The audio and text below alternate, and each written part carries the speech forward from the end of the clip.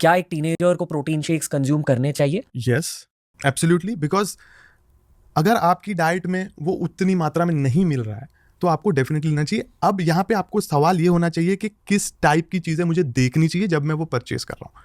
मुझे सिर्फ नंबर्स नहीं देखना है, मुझे इंग्रेडिएंट लिस्ट पे भी ध्यान देना है। मतलब हर प्रोटीन शेक के खुद के खतरे हो सकते हैं? हो सकते हैं, डेफिनेटली हो सकते हैं। बिकॉज ये होता क्या था, आज इतने सालों के बाद भी, पहले क्या होता था, पहले इसकी जानकारी कम थी, सिर्फ ये जिम गोइंग जो जनता थी वो लेती थी, और ऑथेंटिसिटी का प्रॉब्लम था। पहले नई नई ब्रांड्स आती थी, पैसा कमाने के चक्कर में बहुत सारी गलत चीज़ें डाल के, स्पाइकिंग करके, अमीनो स्पाइकिंग करके, माल्टोडेक्स्ट्रिन दे के, बिकॉज फ्लेवरिंग एजेंट्स डाल दिए, आर्टिफिशियल स्वीटनर्स डाल दिए, आर्टिफिशियल फ्लेवर्स डाल दिए, उससे वो टेस्ट तो वैसे हो जाता था, और टेस्टिंग होती नहीं थी इतनी ज़्यादा, रेगुलेटरी बॉडीज इतनी ज़्यादा स्ट्रिक्ट नहीं थी जितनी अब है। तो पहले ये होता था कि उसकी वजह से लोग रॉन्ग सप्लीमेंट्स बहुत सारे अवेलेबल थे मार्केट में।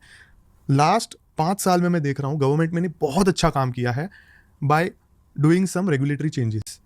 इन्होंने टेस्टिंग की फ्रीक्वेंसीज बढ़ाई, टेस्टिंग की लैब्स बढ़ाई, ये सारी चीज़ें हुई है। तो अब ये जो चोरी करने वाले हैं उनका काम थोड़ा सा डिफिकल्ट हो गया, बट अभी भी कुछ एरियाज में जगह है। चोरी करने वाला मतलब आपको बोलेंगे कि 80% प्रोटीन है उसमें, लेकिन होगा 20%, और बाकी का सारा माल्टोडेक्स्ट्रिन होगा या शुगर वाली चीज़ें होगी।